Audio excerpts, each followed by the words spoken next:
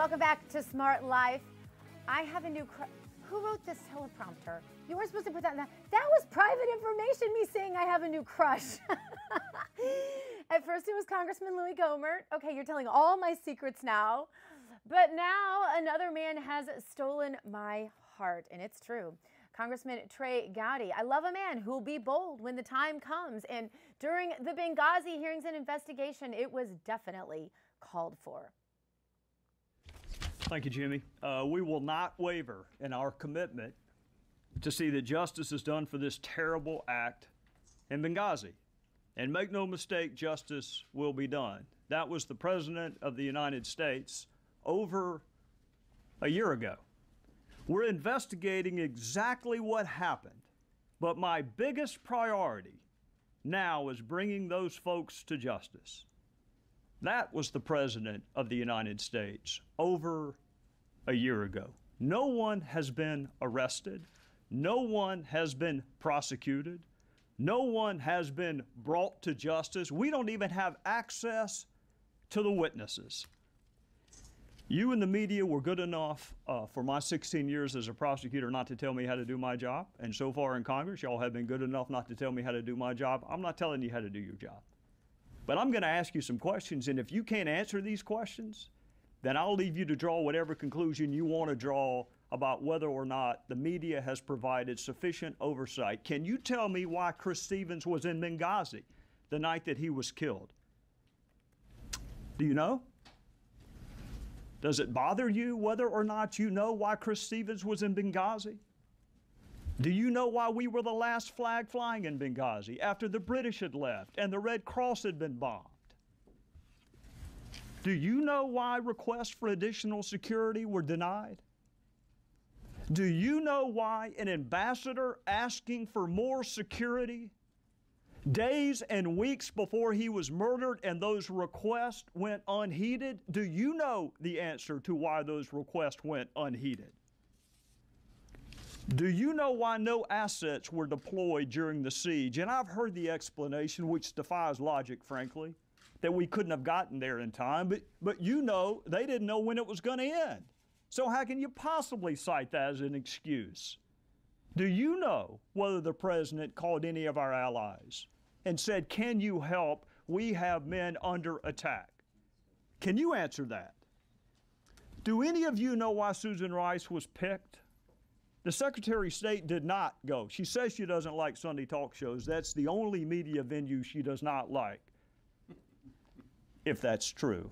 Why was Susan Rice on the 5 Sunday talk shows? Do you know the origin of this mythology that it was spawned as a spontaneous reaction to a video? Do you know where that started? Do you know how we got from no evidence of that to that being the official position of the administration? In conclusion, Congress is supposed to provide oversight. The voters are supposed to provide oversight. And you were supposed to provide oversight. That's why you have special liberties, and that's why you have special protections. I am not surprised that the President of the United States called this a phony scandal. I'm not surprised that Secretary Clinton asked, what difference does it make? I'm not even surprised that Jay Carney said Benghazi happened a long time ago. I'm just surprised at how many people bought it. You just really want to give a bam right there, don't ya? The Benghazi scandal finally being talked about in the mainstream media, and men like Trey Gowdy get the credit for bringing the issue to light. Another bold man who I am a big fan of is Phillip Dennis of the Dallas Tea Party, and he joins us today. Phillip, welcome to Smart Life, my friend.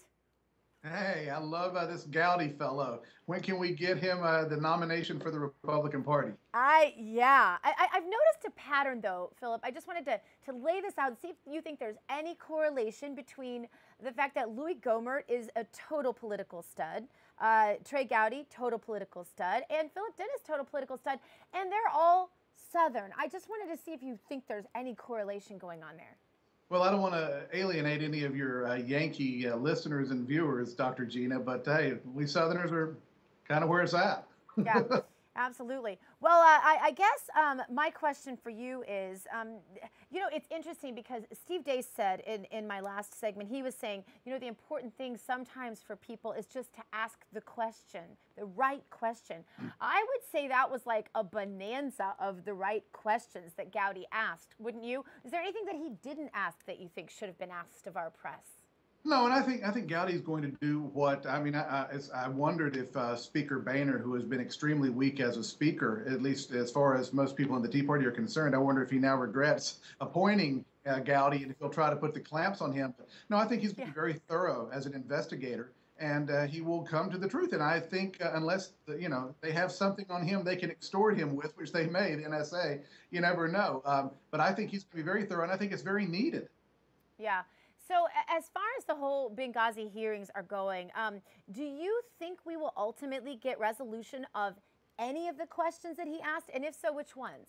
No, I don't believe so. And the reason why is because the Obama administration has basically thumbed its nose at the Republicans and ISA and every other committee that has sought information. And when they have to rely on the Department of Justice, we know that Eric Holder is not going to do anything that's going to put him or Barack Obama in a bad light or any of their political allies. Quite bluntly, I have zero confidence that the Republican Party has the cojones, as we say here in Texas, to do what's right. I would love to be surprised for once, but my experience with the Republicans is they never seem to fail to disappoint. Even with someone that has as much fire in the belly as Gowdy and Ted Cruz, there's so many more that just want to play that game. They were the ruling class, and they're the enemy to us as much as the Democrats in America. You're kind of the king of sound bites. You really are. And my audience probably doesn't know that almost every time I have a hit that is really important to me in national news media, I have one phone call I make, and that is to you. And because you help me you help me encapsulate all the things I'm trying to say in one nice little clip. So if you, Phillip Dennis, were to advise the GOP, what should their main message be in the upcoming elections? What would you say? Well, I would. It's time that they be honest with America. Is that they have let us down as much as the Democrats by enabling the Democrats. You remember in 2010, when the Republicans were returned to the House, they were going to cut $100 billion in spending. Our debt now is that our national debt's at $17 trillion, and all they did was pass continuing resolutions to fund Obama and the Democrats' dream of a utopian country led by big government. I think the Republicans need to apologize. I think we need to clean the house when it comes to Republican leadership. Get rid of Boehner, get rid of McConnell, get some people up there that actually, have the cojones to do what's right. But on top of that, they need to openly state that Barack Obama and the Democrats have been a disaster zone for America. I mean, they're so bad, and everyone has lost track of things that, like the stimulus bill or cash for perfectly good cars that they called clunkers, or supporting the Honduran communist takeover of their government. Those are things that Obama has done so long ago. People forgot about it. There's been so many other awful things, including recent revelations allowing 36,000 illegal alien criminals to go free, of which those several hundred had committed murder. Yeah. I mean, well, Phillip, we appreciate you being on the show as always, and you tell it straight like it is. You Southern guys, I'm telling you, there's a formula there. Thanks for being with us, Phillip. Don't forget, we'd love to hear from you, too. You can always go to the Smart Life page, moneybizlife.com. Click Ask Dr. Gina and send us an email.